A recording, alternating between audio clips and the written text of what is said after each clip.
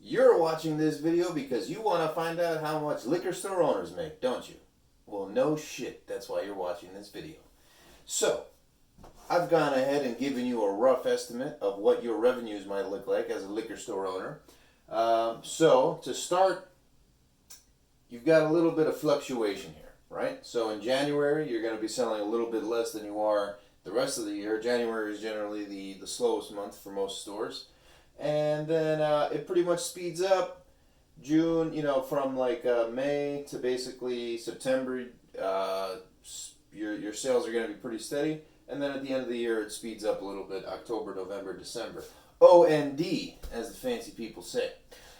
OND, October, November, December. So, this actually comes out to, we're assuming that your store, hypothetically, has a revenue of $1,870,000 US per year.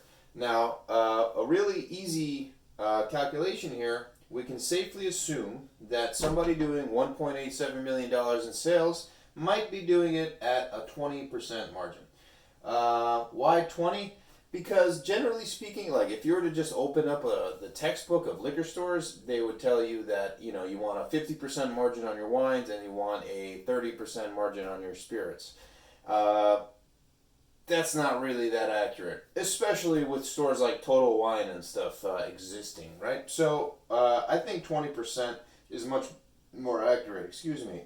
So we are actually closer to like 18%, but our revenue is a little bit higher. When we were doing 1.87 million, we were at about 20%. So I have a couple of friends with liquor stores. They're about the same rate. All right. So now 1.87 at 20%, that leaves you with $374,000, right? So your gross profit with these numbers is going to be $374,000. Is this how much you're going to take home?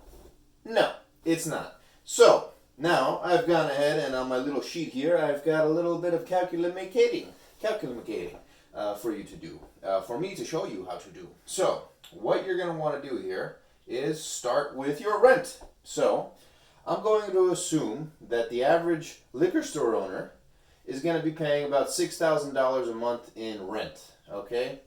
They're going to be paying about, let's call it $1,000 a month in their electrical bills and, oil, water, what have you.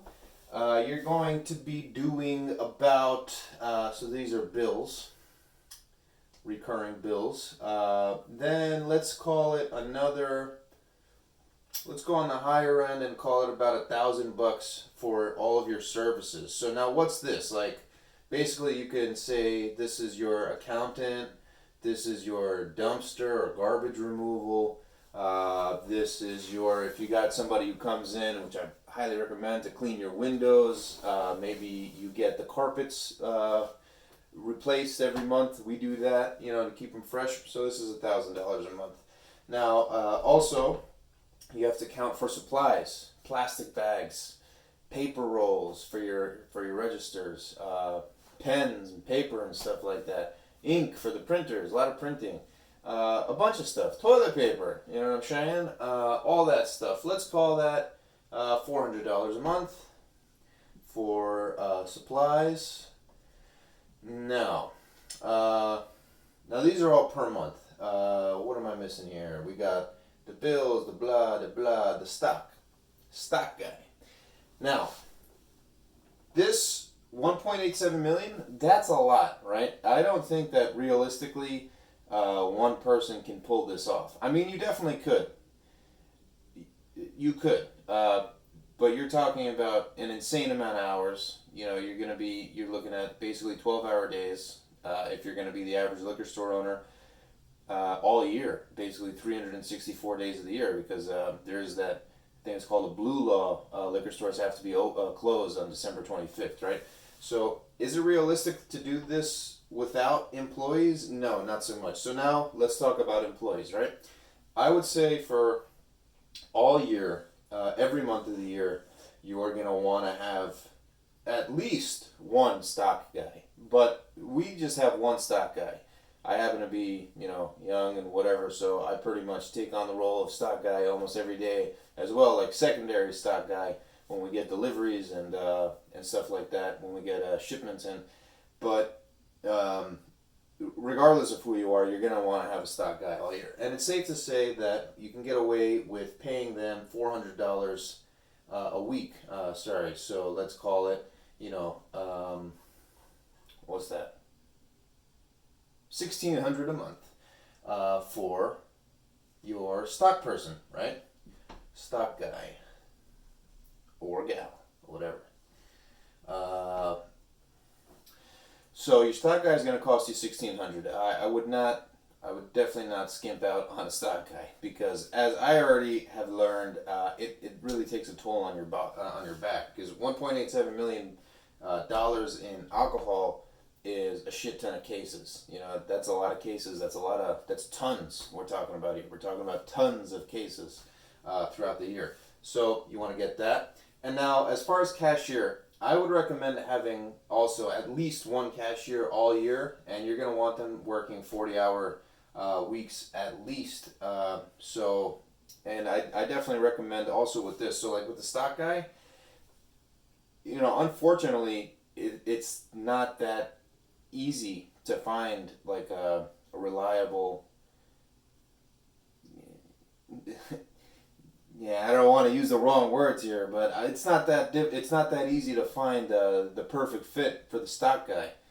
Generally speaking, you don't really have too many ambitious people in that role. So that's that. But with your cashier, totally different game.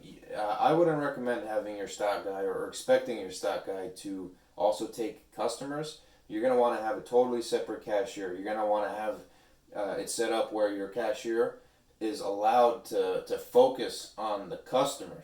You don't want them doing your thing for you or the stock guy's thing for him. You want the cashier working on the customer and making sure that the customer is satisfied, is happy, right? So I would recommend paying them at least $15 an hour. So 40-hour work weeks, that's $650 a week.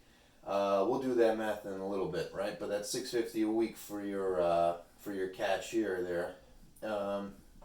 And then you're going to want to have an additional cashier in October, November, December. But honestly, even with these numbers, with 1.87, you could get away with having one cashier and one stock guy. Okay, so now let's multiply these out by 12, right? So what do you got here? You got 72,000 here, right? Okay, so we're starting with 374,000. So you got 374,000 profit, gross. Now you got your rent, you got your 12,000 for bills, you've got your 12,000 for your services, you've got let's just round it up to 5,000 for your supplies. Jesus Christ, 1,600. Did I write that down anywhere? I did. $21,000 a year for this guy, and the cashier I know offhand is 31,000. Right. A way that I chose to look at this year is that you can consider adding another cashier to your business is only a plus if you can afford it. Right. Don't go take a loan to hire a second cashier, because you can take those customers. But if you can afford to have two cashiers all year, fucking A, man, go for it. That's much better to have two. Because, yeah, it's just safer for them, You get a lot of weird people that come in, I'm sure. We do. So it's always better to have two people working than one. And especially regardless of the year, of the time of year, Fridays and Saturdays are generally pretty busy, right? So instead of, by having two cashiers, you're also allowing yourself to more safely and with sound of mind step away from your business. Step away from your business a little bit more, right? So let's get down to the numbers here. Minus this all out, right? Blah, blah, blah. You're going to be left with $217,000. So, in a nutshell, in this hypothetical situation, you can expect a liquor store owner to make about $217,000 per year. Is this Accurate? No. Is this how much I made? No, I've never made this amount of money from a store. Neither have my parents, who were in the business before. What generally happens, right? I think what most liquor store businesses look like is that you actually have two owners. So you're splitting this between two people, right? Which leaves, let's just say, each person with $105,000 pre-tax and everything, right? It's not bad. It's definitely not bad, right? But this is not easy. So this 105,000 comes, and this 217,000. This isn't the same kind of 200,000 that a doctor is making. Okay, this is liquor store business. You are pretty much with this. You're there from opening until closing, and the stock guy and the cashier are there to assist you run the business. But you actually have to still be there. Generally speaking, also managers, like liquor store managers, you can expect them to make anywhere from like $40,000 to $60,000 a year. So let's say you did want to take away a manager, right? So let's say you pay them, $60,000 a year. You're left with $155,000 for a single owner. $155,000. But if you have a manager, you probably have more than one cashier, and you probably have more than one stock guy. Right, so the economics of this whole thing it's very hypothetical here. So yeah, just take it with a grain of salt. You definitely can make this happen. Is this sustainable? No, you're going to be busting your balls. You could totally do it. I would recommend doing it. I mean, I'm doing it, right? We're pretty lean with the employees. We got one stock guy, one full-time cashier. We always add at least one part-time cashiers before holidays, and in October, November, December we have at least two. November, December we're looking at 3 cashiers, 2 stock guys. So yeah, that's that. If you have any questions, please let me know. Yeah, trying to be as helpful as possible here. So subscribe. More videos like this coming out as soon as I come up with what I'm supposed to be talking about here. And yeah, you guys take it easy.